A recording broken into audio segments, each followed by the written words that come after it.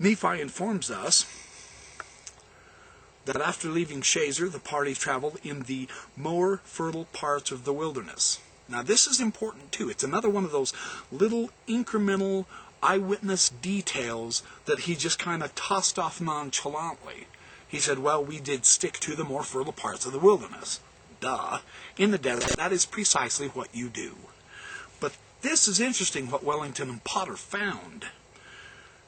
The most famous explorer, Richard Burton, described the Hijaz in these words. He said, nowhere had I seen a land in which the earth's anatomy lies so barren, or one richer in volcanic or primary formations.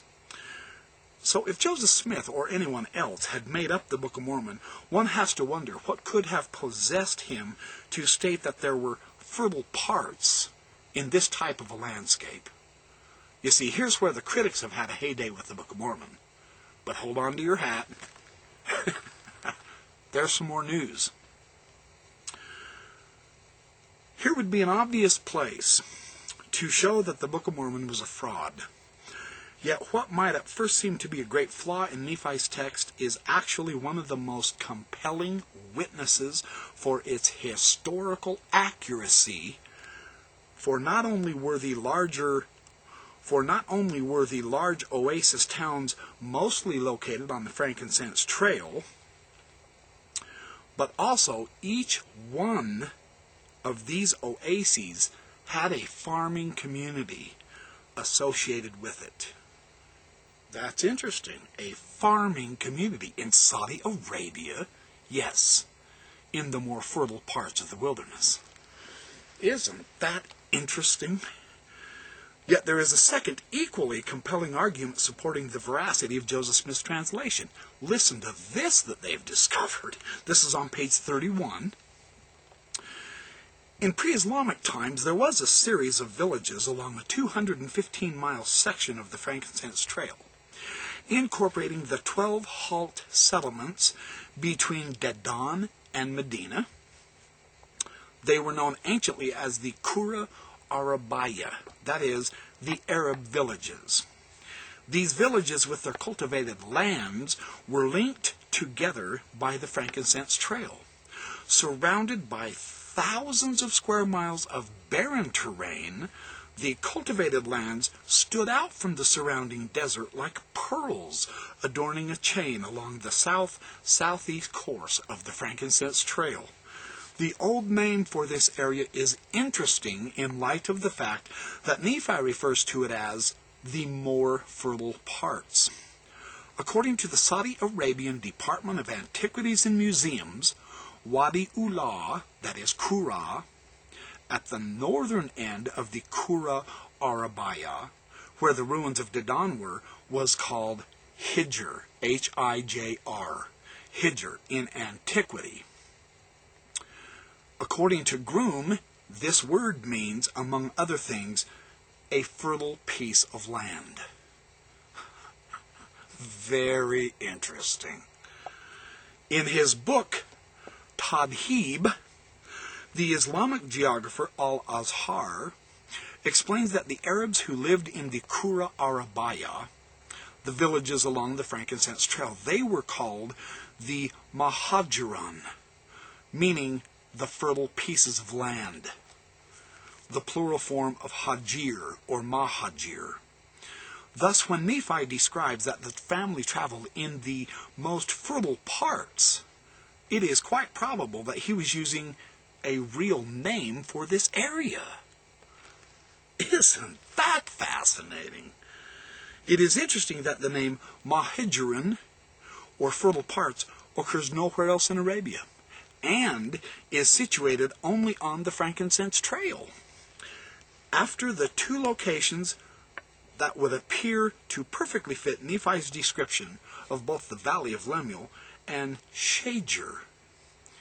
Now that's quite a coincidence. That's pretty impressive, isn't it? So that's from Wellington and Potter. Again, all of the little details. We can account for all of the little details in this epic journey through Saudi Arabia that Lehi and Sariah took their family and went. That's fascinating. That's just downright plumb bob exciting and fascinating. Now, another nice touch that the Maxwell Institute has done here, oh, it's stripping on my camera, better move my camera here a little bit, is they've allowed various types of scholars, archaeologists, geographers, so on and so forth, to participate in this symposium, so to speak, in this journal. Jeffrey R. Chadwick, in his article, An Archaeologist's View, on page 73, has something really remarkable to say. He's discussing the ideas of Wellington and Potter in their article. And on page 73 he says, 4 days' travel south-southeast from the valley of Lemuel brought Lehi's party to a location that they called Shazer. That's 1 Nephi 16:13. Specific models for the location and the nature of Shazer are not discussed by Aston and Brown. Wellington and Potter explained that Shazer was to prove remarkably difficult for us to find. When I first read this, I chuckled and thought to myself, yeah, I can understand why. It's kind of humorous, isn't it?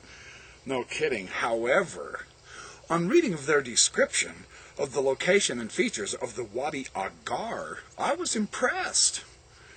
He says, their suggestion that it was Lehi Shazer seems to me remarkably plausible. If Shazer was not at Agar, it has to have been at a place just like Agar. So kudos to Wellington and Potter on this identification. They just may have it. I thought that was interesting coming from an archaeologist. Now he words a note of caution.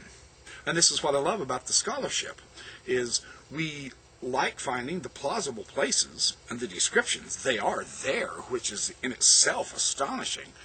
But on the other hand, there's something else we need to keep in mind. He says we have to be careful about any claims we make concerning Nephi's text. For example, Wellington and Potter claimed that Shazer meant, in Arabic at least, a valley or an area abounding with trees and shrubs. The problem is that Nephi recorded no such thing. He wrote nothing regarding the meaning of the name Shazer in Arabic or otherwise. It's worth noting that a footnote A at 1 Nephi 16:13 in our current English edition of the Book of Mormon, where the name Shazer first appears, has this entry. The Hebrew means twisting or intertwining. So this is meant to convey the meaning of the supposedly Hebrew name Shazer, but the appearance of a Hebrew footnote in the Book of Mormon is somewhat puzzling, since we possess no original Hebrew of the text. We have no original Hebrew spelling of the word Shazer. It's interesting. So he says we have to have caution, and rightfully so. However, Nibley noted that Shazer is the Arabic word. So could Lehi and Nephi have learned some Arabic on their way through the Arabian desert? It's very plausible. As far as the Hebrew aspect of that, we have to be a little cautious. So I like this blend in the scholarship of guarded optimism, excitement, downright thrill when we do find connections, and we do, but you have to be cautious about overextending the meaning of the text, which some scholars probably will do so. Of course, this is the essence of scholarship anyway. So I like the comparison and contrast between the different explorers and their interpretations and what they're finding and how they're interpreting their finds and what we are finding in favor of the Book of Mormon.